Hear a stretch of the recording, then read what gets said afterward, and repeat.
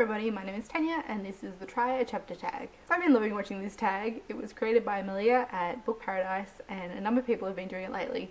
And the idea is to pick a selection of books off your shelves, read the first chapter, come back and report on it, and then use it to decide kind of what you're reading next. And so I decided that this would be a perfect way to help me decide what order to read the books from the Stella Prize Longlist.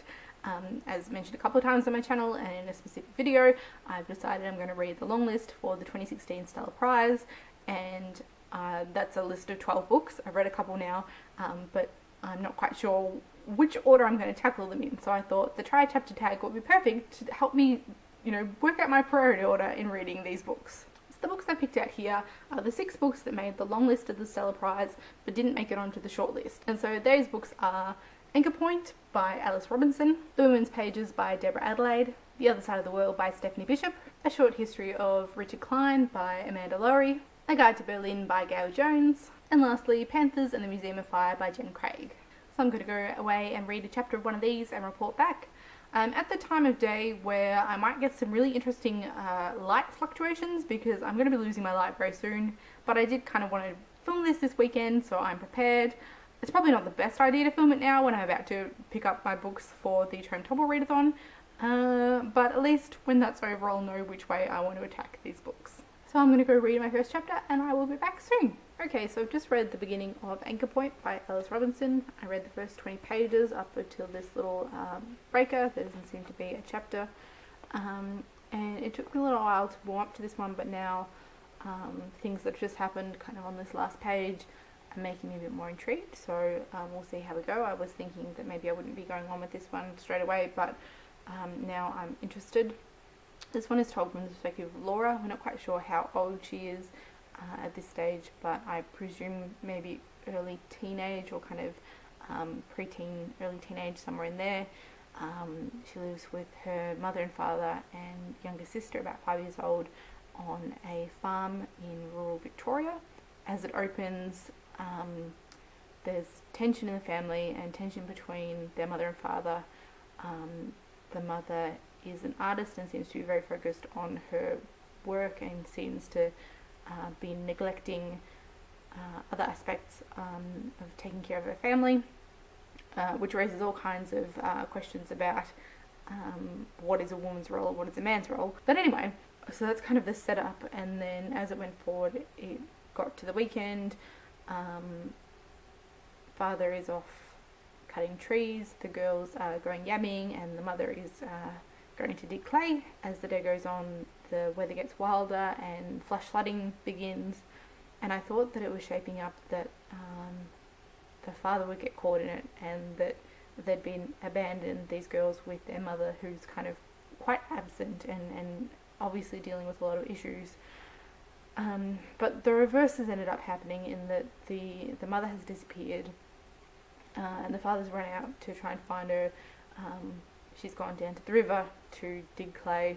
The river's now flooding, so he's gone to search for her, and meanwhile Laura has found a note left for her father. And so the implications of that are, of course, very different to the picture that's been painted so far. And so she's got this note that she's found on their bedside table, and as her father is coming back, not having found their mother, she makes this split-second decision and throws the letter on the fire. And that's kind of where I've left it.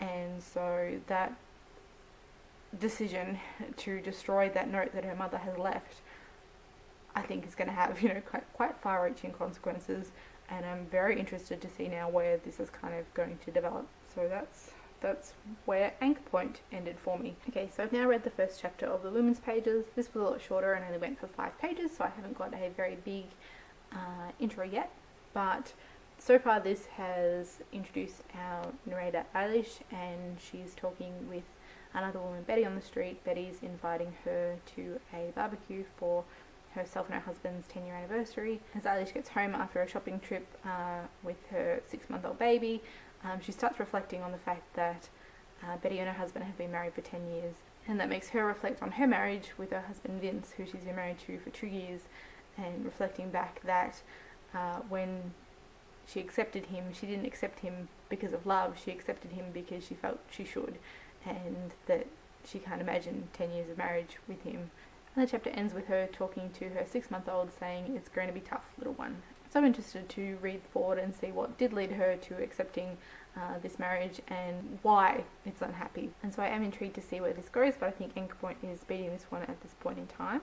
So I've now just read the prologue and the first section of The Other Side of the World by Stephanie Bishop, and this one is following a married couple, Charlotte and Henry. The prologue is quite interesting, and I might talk about that second. As we begin, this is set in Cambridge, and so the first section after the prologue is called Departure, and it's set in Cambridge in October 1963 to December 1964. This one seems to also cover themes of troubled marriages and artists.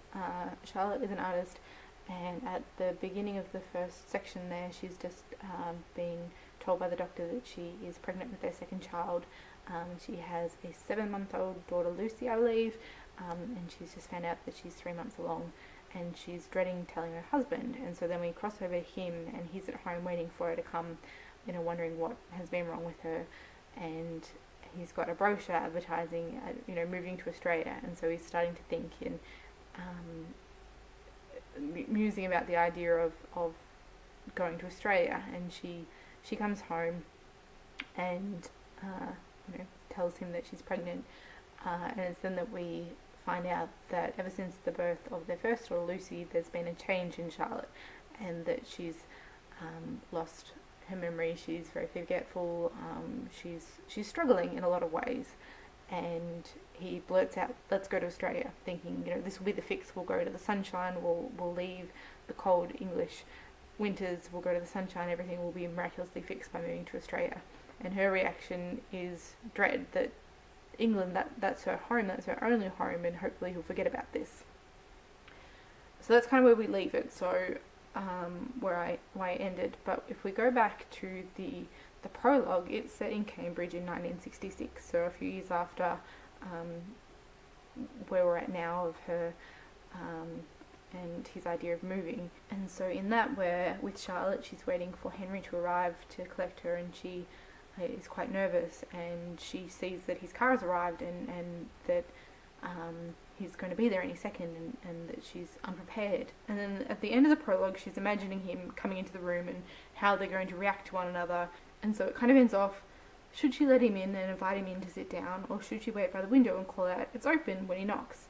Then they'll walk towards each other, or will he find her with her back to him? She'll turn, and each will pause, unsure of who should make the first approach.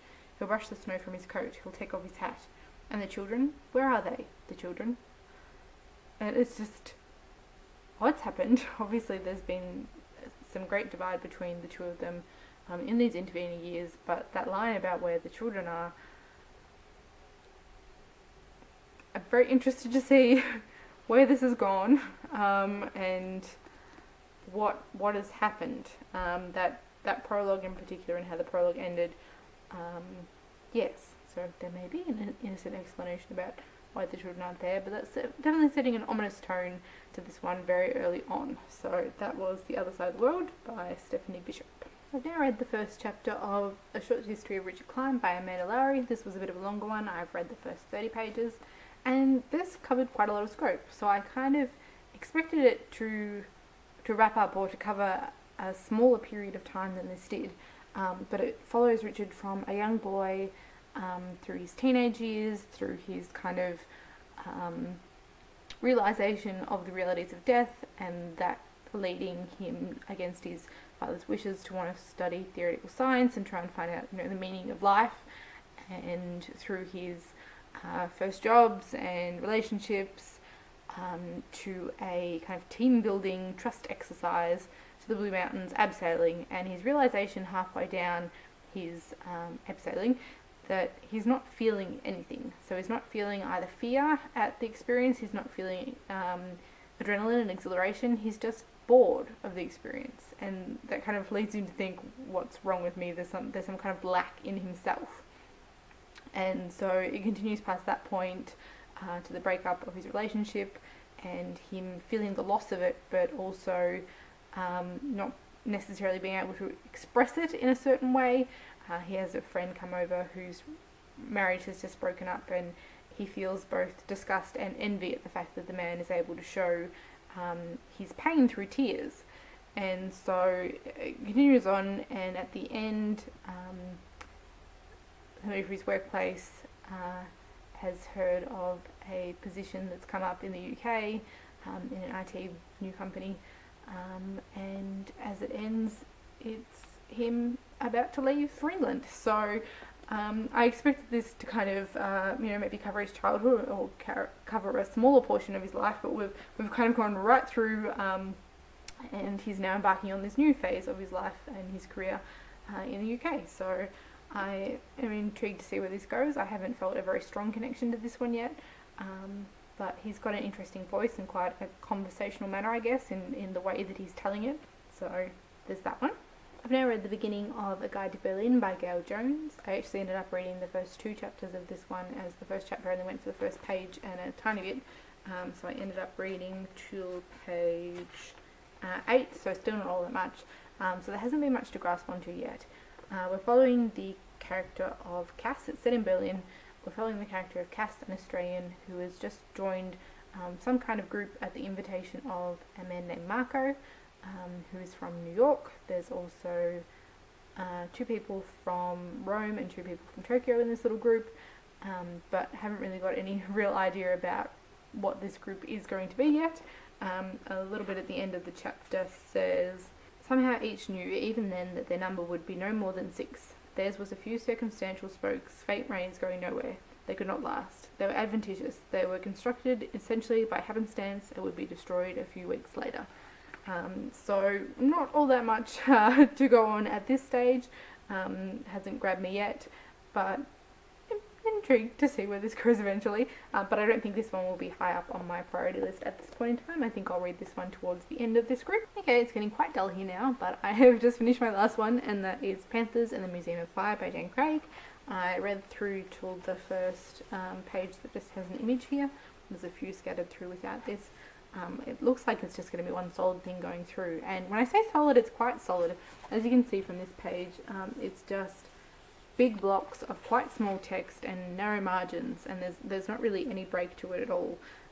So it's an interesting styling choice. So this one is following our narrator Jenny, and it took till page 9 until we got a name for a narrator, and up until that point I was actually feeling like it was a more masculine voice than a feminine voice, and so I was just assuming our narrator was a male, but no, it's a female named Jenny, and it's following, she is on the way to meet somebody. She's in possession of a manuscript written by a friend who's recently passed away, and her sister gave the manuscript to Jenny at the wake for her sister, and wanted her to read it, and then she had no real intention of reading it, and then the night before this is taking place, the sister had called and said don't read it, and so in the aftermath of that, she's promised no, she won't read it, stayed up till 2 in the morning reading it, then immediately read it again, and now she's on her way with the manuscript to meet the sister to give the manuscript back. So already a bit of conflict setting up there, and she's kind of trying to make sense of the reaction she's having to it, but also it's kind of recounting their past. And so they were friends in school, herself and this friend who's passed away. I get the impression they hadn't seen each other for a long time. They randomly ran into each other on the street, and the narrator promised to call after a few weeks, and then had this kind of thing of, do I actually want to call, I don't want to call, and then kind of procrastinated until the person passed away, as it appears, and that's kind of where it ended. So yes, it looks like this is going to be quite an intense read. Like I said, it's just pure pages of text, and it seems to be all kind of internal dialogue going on at this point in time. There's no breaks to anything, so it may be short, but I think this is a little bit heavier than it at first appears. So now I've read the first part of my 6 books and need to try and rank them.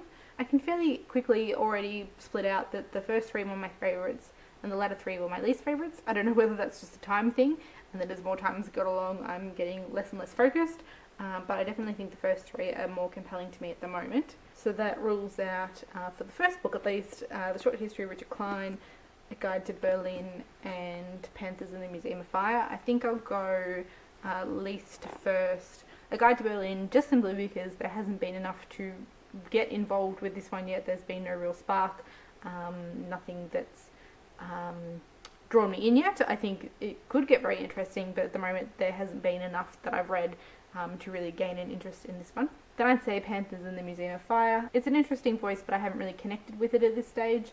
I'm intrigued to see more about this manuscript and more about their past, but I'm in no great hurry to pick this one up yet, I don't think. And then that leaves A Short History of Richard Klein, which, like I said, he's got quite an interesting, quite conversational voice. I think this one will be quite an easy read in terms of being drawn through, but I'm finding where these other ones have been left more intriguing at this point in time.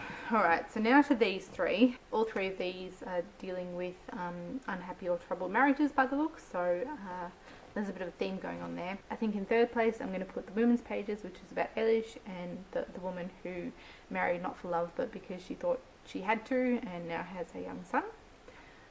I'm intrigued to see where this one goes, but I think the other two are calling to me more at this point in time. So that leaves me with Anchor Point and The Other Side of the World. Anchor Point being the one set on a farm in rural Australia and the mother has just disappeared, or The Other Side of the World, which is following the woman and her husband who look to be set to migrate to Australia, but also that prologue that ends with where are the children. So I'm very intrigued to see where both of these go in terms of their mystery that's happening at the moment. I think I'm slightly leaning towards The Other Side of the World at this point in time, but let me know in the comments which one of these you think I should pick up first. Help me pick, and we will see how it goes. But I think these will be the first two that I read next from the Stella Prize. So that's it from the Took a While. I am now sitting here getting cold. It's getting dark outside. I better go do some shopping. But I really enjoyed filming that and getting a bit of a taste of each of these books. As I said, I've really been enjoying watching the Try Chapter Tag, and I definitely think I'll be doing more of these in the future to help decide different things. If you read any of these books and think they should go up or down my list based on how I felt about the first chapters, do let me know in the comments. And as always, thank you all for watching, and I will see you next time. Bye!